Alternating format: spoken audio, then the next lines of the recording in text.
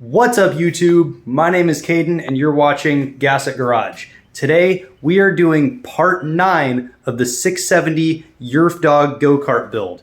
In today's video I'm going to be finishing hooking up the steering, and I'm also going to be mounting the fuel tank, mounting the battery, buttoning up the wiring, building a bumper, and then hopefully at the end of this video I can finally take this thing for a ride. Enjoy the video.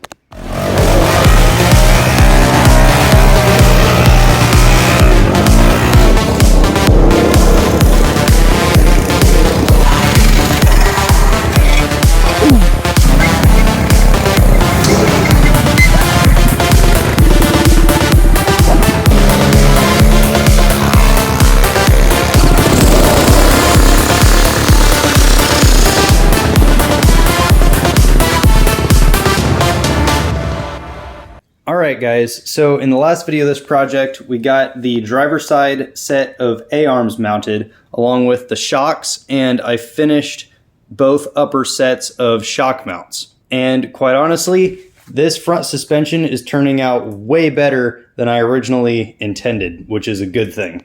And I also got the wheels and tires mounted along with the hubs and the bolts that are acting as the spindles. And I also got the bearings replaced on the inner side of both hubs because the old ones were completely blown out. And then I also got the steering rack tacked into place right now. And the reason it's tacked is because I haven't actually extended or connected the tie rods to the spindles, and it's just tacked so I can make any changes later if I need to. So we're going to start today's video by extending the tie rods and getting them connected to the spindles and then finalizing how the steering is going to work. So let's go ahead and start with that.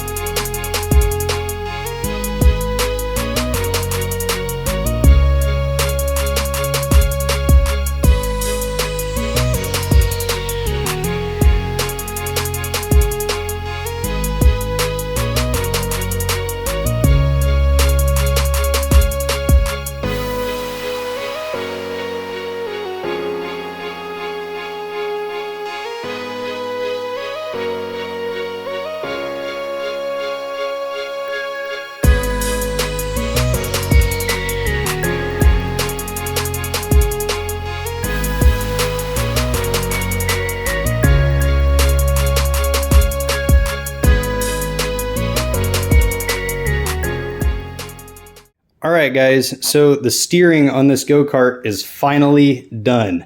I did have to move the steering rack about an inch further back, so I'm glad I tacked it to begin with. Now, this thing does have a little bit of bump steer on the highest part of the travel, because if you look at the tire, when it comes up, it's hard to see, but it actually turns out just a little bit, because right now I have the toe set in just slightly, but when it pivots all the way up, the toe kind of goes out this way just a little bit. But this is an off-road vehicle, so it's not really that big of an issue.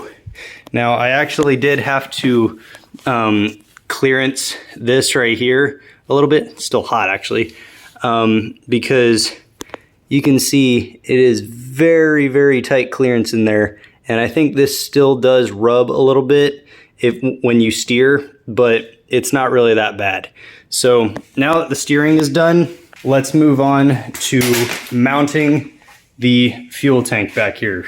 Right now, it's just kind of zip tied in and it's super janky. So I'd like to actually mount it a little bit higher up in the frame so I can actually delete this fuel pump, because I originally thought that this engine needed a fuel pump, but I can actually gravity feed the engine even when the fuel tank is that low compared to the carburetor. So when the fuel tank's up here, it will definitely be able to gravity feed just fine, and I can eliminate the need for the fuel pump, which completely drains my battery.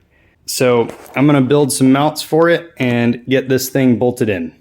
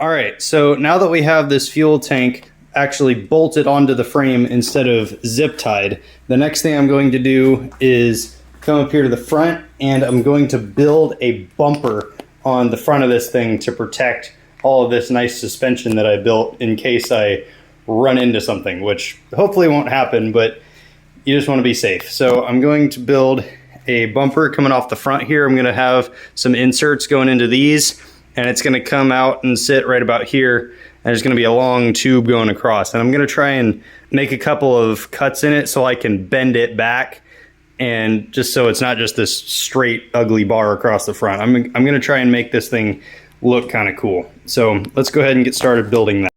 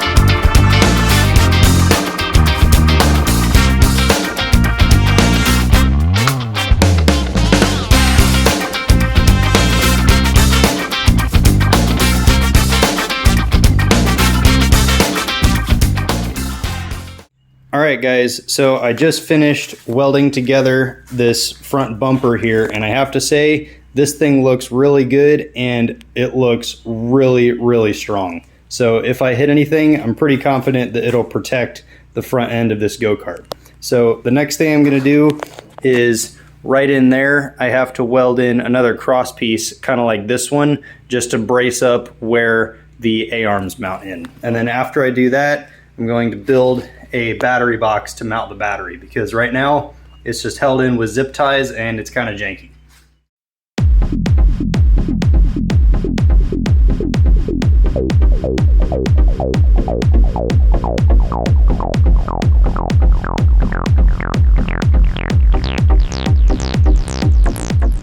So you may be wondering why that top left A-arm mount is so crooked, and the reason for that is because I had to account for some mistakes I made when I was building the frame, and also I had to do it like that so I could match the angle of all the other A-arms.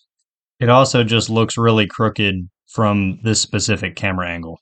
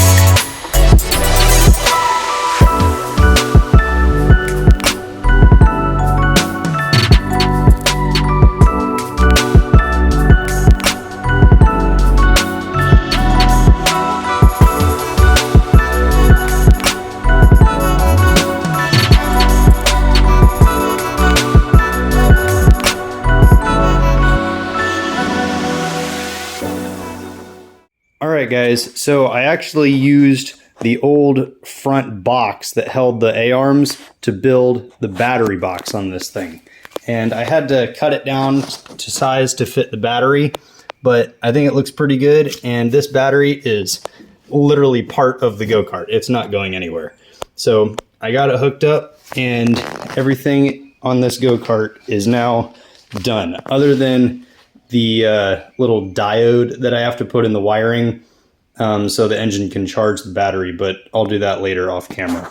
So unfortunately, we don't have enough time to do a test drive in this video, but what I will do is a quick drop test on this front suspension that I just built.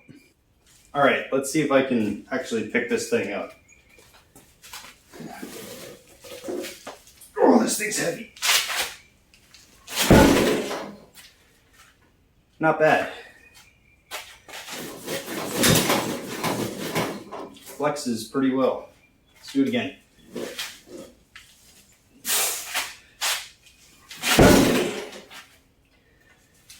That's pretty good.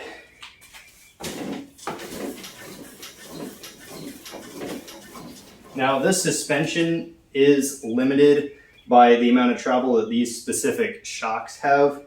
So eventually I might try and find some shocks that have a little bit more travel, so these A-arms will actually be able to use their full range of motion.